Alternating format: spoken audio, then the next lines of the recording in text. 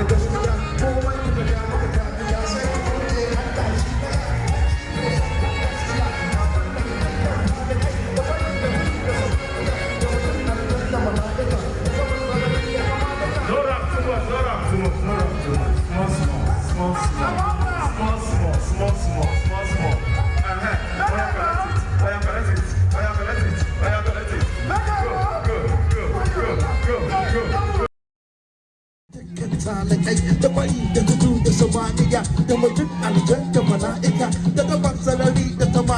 roll round. Hey, we go round. We roll round. Maybe round. We roll round. We go round. Make we round. Make we round. Make we round.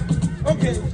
It's 1, 2, 3, 4, 5, 6, 7, 8, 9, 10, 11, 12, 13, 14, 15, 16, 17, 18, 19, 20, 21, 22, 24, 25, 28, 34, 35, 36, 37. Okay, so welcome back, and you have just watched Yakubu Yaxman Abashia. He's a producer, a presenter, an artist, an actor, a comedian, an MC entertainer, and an on-air personality. He's all round, and he's here to discuss how accessible the comedy industry is in Nigeria on Daybreak Extra today. So today we're going to be focusing on Yaxman as a comedian. Good morning, and thank you for joining us on Daybreak Extra. Good morning.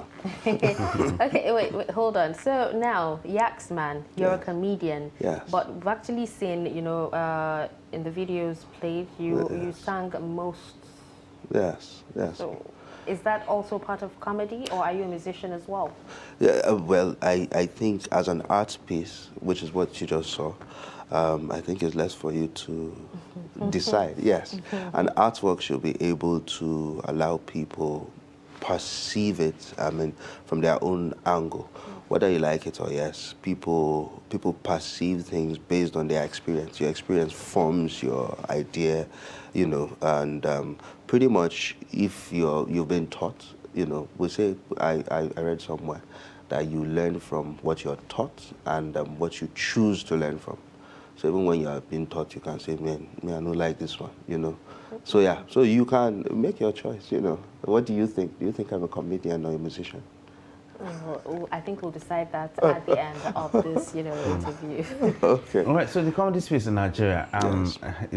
it has opened up a lot in the past couple of years, and people actually believe that the comedy sector is quite saturated now, with everybody doing almost virtually the same thing. How do you distinguish yourself from the rest of the pack? How do you make yourself unique, so that at least you'll not be part of that bandwagon that everybody's doing almost virtually the same thing? Yeah, so I think for somebody like me who has the arts background, I understand what the important role art plays. So I don't run away from the fact that whether you like it or yes, it's just music. You notice that at certain points, a certain genre just picks up, and then that's what people are doing. That's what people want to feed from. It's the same thing with comedy. That's how I look at it. What do people like? I mean, you saw 2 performances where I was singing. You hardly have people do that music comedy, anymore. I mean, and it goes around. After a while, people tend to withdraw, and then you go into something. So for me, that's where the uniqueness comes.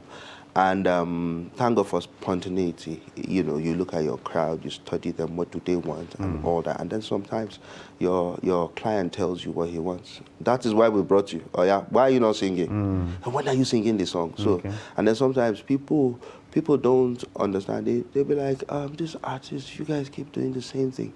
Like, I was paid to do this. I go do it. Yes. And that's it basically. And trust me, if people don't like it, anymore. The demands will reduce, and then even you self will fill out for your body. Nobody will tell you. You get, yes. Okay, now, so it says here, according to your profile, that you're a presenter, producer, artist, actor, comedian, MC entertainer, on-air personality, so many things. How do you balance everything? Okay, so when all of that becomes your lifestyle, the issue of balance doesn't even come anymore. So it's what you just do. And sometimes you're doing some without even knowing that is what you're doing.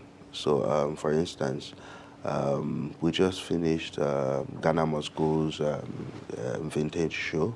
And part of what he did, which is a little different, was bring skits into it. Okay. And for so many people, that was the main thing. Just like the issue of spontaneity, the issue of not joining the bandwagon. For me, I mean, it's not new, but for me, stage performances are, getting, patronage these days. So when he did that, I mean, he pulled us in to be actors and at the same time help direct and all that. I didn't even know I was contributing anything because we had somebody, Dr. Ola Goke of Ifatimehin, who was the HOD of Theatre Arts BUK to come do it, but he was a little busy, he didn't come. So in the end, I found them thanking me for contributing. I didn't even know I was doing that, So sometimes you see yourself playing those roles without even knowing. And having a little experience, see the way they sound like broken record. Yes, a little experience. When for someone like me, once we're within or we're about to, create those art pieces from any angle, maybe skits, stand-up comedy, playlets, and all that, I look for those places where I can contribute because so many people just find themselves in those spaces and they don't get to really know how it works. So I just, switch into it, and it's something I love doing. So all those things you mentioned, I love doing them. I can do them for free. Yes, and I've been doing that.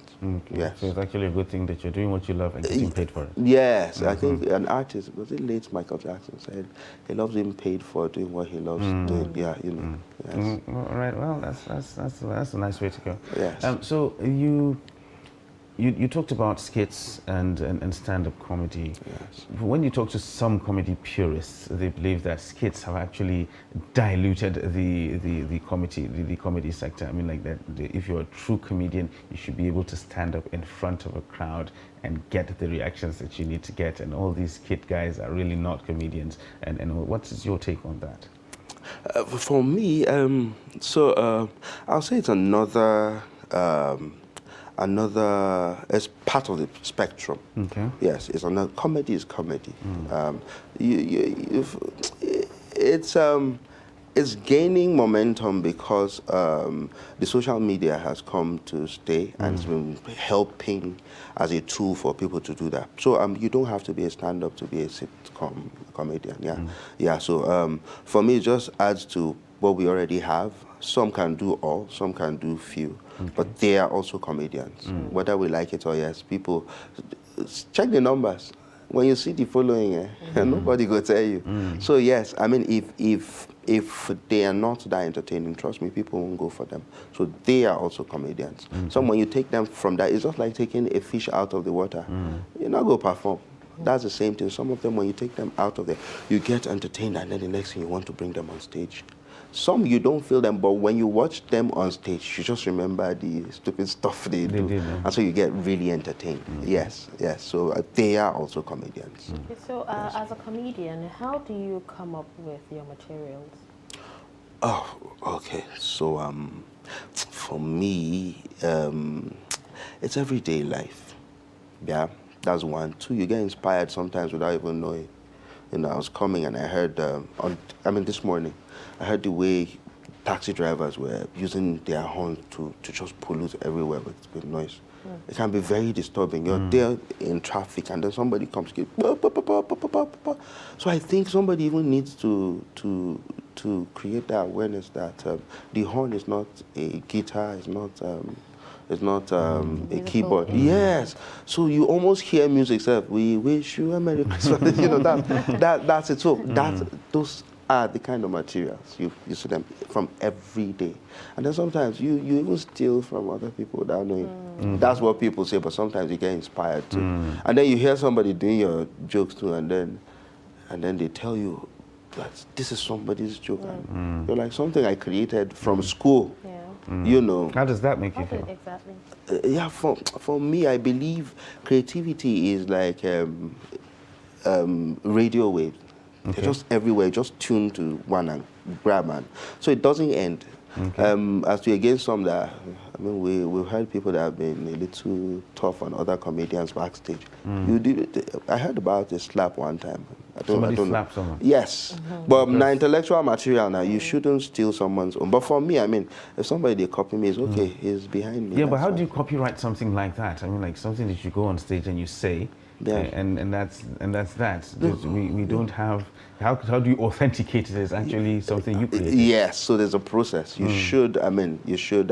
Aside the fact that okay, you have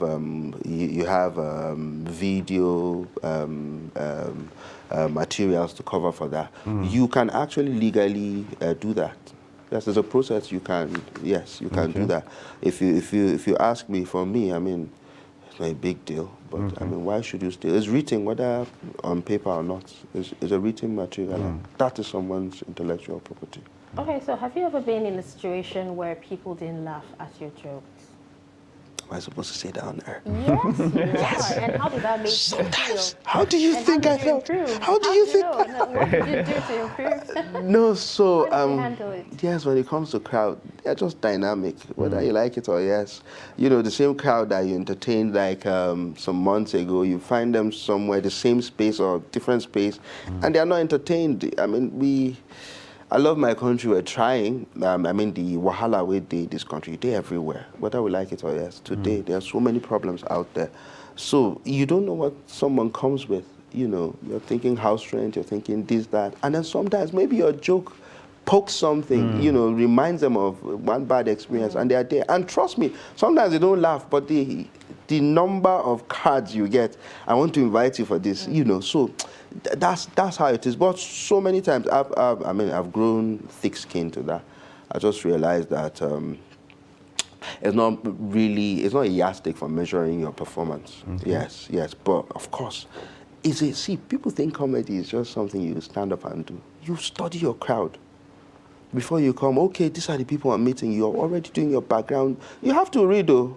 Trust me, you have to read. You have to be open to so many things, conversations, news, current affairs, and all that. So, but for me, I mean, I expect anything. You know, you come with your materials ready for that day, and then let's say there's an MC and you're just coming to do comedy. He takes them to another angle. Sometimes you tap from there. You have to switch your script and all that. Yeah, so true. So many times people don't laugh. But I mean, what can you do? It's also your duty to find a way to bring them back. Yes. Most especially if you have already been paid. Oh, bless you. That's the most important. Exactly. All right, so let's talk about the industry now in general. Let's talk about the comedy industry in general. It's a burgeoning sector when it comes to entertainment in general. And just like we mentioned earlier, a lot of people are coming into it. It's really quite saturated now. How is there a certain level of camaraderie between comedians, or is it like a dog eat dog kind of thing? When you go say camaraderie, I can't say what is a camaraderie. Come on, Trust TV, be careful with it. Be careful with me. Personality, you actually know what it is. Anyways, no be the same. No be the same level we understand English, but yeah. So there are, whether you like it or yes, I mean any sector will get, you know, small wahalas, not even a sector that is trying to formulate, you get. So, yes, we're in that stage where there's little turmoil, you know, tension and all that. Yes. There is, whether you like it or yes. But one thing I like with Abuja body of comedians, they've been able to pull in people so they know like there's a mother body that helps, upcoming comedians. They say it themselves. Yes, I mean, the past president, Dr. Ayuba, has been able to pull people like us too. When you see talents, he pulls them. Onomedi Saint, who is the present president, with his cabinet, trust me, within a short time, they've done so many things. And I think even out there, the government, private sectors, if only they understand the power of comedy. So in the process of, this is what I do. In the process of entertaining people, I can fuse in information. It's just like Oyibo. Sometimes you chew information without knowing it. There are movies, so they can use it for propaganda without you knowing. So I'm saying if we understand the power, people love it. We will tap from that. So imagine the government collaborating with comedians. We're heading towards 2023, and the way the politics is going this time around is not business as usual. We can use comedy to entertain people, create workshops, and fora where comedians will come teach them how to go about educating people about non-violence or how to vote. You can use that. Use kits makers to teach people how to do that. If only we can do that, fine. I mean, but whether I like it or yes, those are the small challenges we have. They have shows. Like MC Tagwa is preparing for tomorrow. Yeah, yes. If only people can understand. Oh, we can do this. Oh, government, let's arrange these kits that will teach people about this. Aside the fact that people watch it live, it's going to be on different streaming, on different platforms. Imagine the number of people that will watch and what they will take home. Okay, I was actually going to ask, when it comes to, comedy, yes. there are different types. People have their ways. For example, MC Tawai that you just mentioned, yes. he's President Buhari, yes. you understand? But for you, what makes your kind of comedy different? And how lucrative is it? Because you're dressed like the president of a nation, so... When I take her easy, I need help. Forget which thing I did wear. I need help, actually. Okay, for me, yeah, those days, I'm not very old. If I talk now, it will sound like, say, oh, this guy, they watch TV for NTA, So TV stations that were reigning then, yeah. There were TV programs that had, people representing different parts of the country and all that. So the guy doing the Hausa part just struck me as a child. I love the way he talks. It's a forum like that. I don't want to call the name of the program, But yeah, so that was what triggered mine, and I noticed that as a creative growing up, it's easy to create entertainment just having people from different parts of the country. So I took one. It was easier to always pull in people from based on their strength, and then get anybody to anchor. So that was the concept we kept using, and I noticed people after that call me to come and so somehow it became part of me. And is that why the name came up, Alhaji Aboki? Alhaji Aboki, yes. So Aboki means friend, a friend in Hausa. But yeah, so I mean, I can be very friendly with everybody because sometimes you realize when you get close to anybody, you just realize that he just needs a listening ear. And this is not me just trying to be one therapist, but it has always worked. It has always worked. Once you sit down with I went to see a doctor. I'm telling you, what was that gisting? He started telling me his problems. Yes. And I was very happy. It is what it is. So for me, Alhaji Aboki came from my experience. I grew up in Zaria. I was born, bred, buttered, sugared in Zaria. Summer Zaria. So it's something I've been relating with. I see people talk like that. I laugh, So it's easy to just get that. I mean, so trust me, so many things come from memory, just remember. And I don't have any special skill. Okay. Yes, but my ability to just remember some things that made me laugh, to just bring it back. But it's that's the same thing. That's a skill as well. I mean, to deliver it in that particular way. I mean, two people can say the same thing. Yes. you see the same thing carrying the same message, but the way they say it's actually different. Actually. One might elicit a reaction, another one might not. So that is where the skill Trust comes from. TV, if not for anything. Thank you for this. Now, nobody ever told me this, but yeah. Thank you. So that's how it is. So let's go back a little bit to something that you touched on. You touched about how messages can be passed through comedy. Yes. But do you think it might be difficult in Nigeria, because the mentality that we have is comedians are unserious people. You guys are not serious as far as we are concerned. Okay. You guys are not serious. So will you think it would be difficult for people to actually understand the message rather than just listening to the comedic side of it and laughing and leaving it there? Yes, but trust me, that's what we think from a distance. Trust me, we've used comedy from plenty years ago. So I studied fine arts in ABU's area, but most of the works I've done prior to school, and even after, during and after school, were with theater students and theater lecturers like Steve Daniel, August Steve Abba, you know, all those people, and later Sam Kafewo and Dr. Jenks. We've done so many community theater, which is a style of I don't like using advocacy. Excuse me. I don't like using advocacy, but that's the word. We advocate using drama. Trust me, when you put those comedy drops in your, it attracts people. And when we finish, we talk with the crowd. People remain in character. It's a style that, trust me, I've never seen anything that powerful. Remain in character and then start dissecting what you watch. Okay, so who do we blame for this? I mean, how does Oga call it? Ilyasu Ibrahim is one very good guru in that. He says processing, we process the play. So you saw what happened, and this thing happened, so who do we blame? People say, no, it's that man. The man stands there and tells you, no, I didn't do that. No, you did it now. And you see people become real. Trust me, that comedy you think is unserious, I'm telling you, it's because you see people laugh. But when you use it as a tool, we've used it so many times.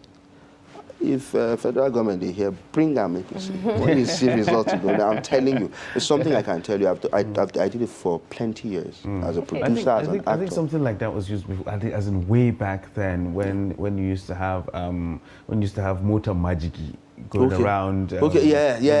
Teaching people about extension and all that. You have people with the vocabularies of those times. Drama series that were actually teaching people things, but in a very entertaining and comedic way. I think bringing something like that back might it will. Trust me. If you get the connect, we'll not talk to them. Hi, Jeff, Phyllis and Phyllis. I actually have so much to say to you, but I'll leave that. Now, aside, people seeing some people seeing comedians as unserious, what other challenges do comedians actually face in Nigeria?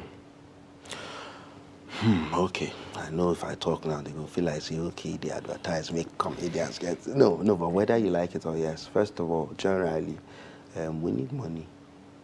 If only we could look comedy as one part where government fit take advantage to employ people. Because trust me, if you know how many comedians in Nigeria, Abuja alone, guys were on a good day. For some, if they tell you their story, where did they come from, what thing they don't do before, I'm not joking now, then you will know that comedy has employed so many people. So imagine you don't know how many people I send money to, money where I know they see now, send money to, bills I handle, people I help. It's not something you say on air and all that, And then you personally have things, you have demons behind you that are dealing with you, First of all, as a human being living in Nigeria, you need money. If government feel understands in our source of employment, they will come in. And then even the shows, what they do, what people they go through. And then you come to a place, you forget those things and laugh. You go home telling people, sometimes you try to replicate the joke. You hear people trying to tell you, so when the guy came and said, you just smile because, of course, go come out the same way, Exactly. If only we understand that, then we're going to say comedians get challenges. That's one. Two, if we understand that comedy can be used as a tool for not just educating people, but for making people understand that you can be employed. There are some that are not naturally funny. So comedy can be written. So when you write them, you understand how people think. Trust me, I've seen people who find it difficult to make people laugh. But I see Dr. Ayuba, the past president, sit down with them, write stuff, and tell them, say it this way. Even me. You know how many times we go to event call and say, oh God, we don't understand. These people wear suits plenty. Now lawyers plenty. But okay, do this. This is how you should start it. And I'm not joking. Any comedian for Abuja will tell you. We do that like up till now. You go to event called Dr. Ayuba, how far? This is what he does. But on a good day, Dr. Ayuba should be able to set up an office where people can come and consult or, partner with, even the government. People who leave private sector, maybe they face their own challenges as money gets as it be today, If they feel collabo, arrange workshops and trainings for young people.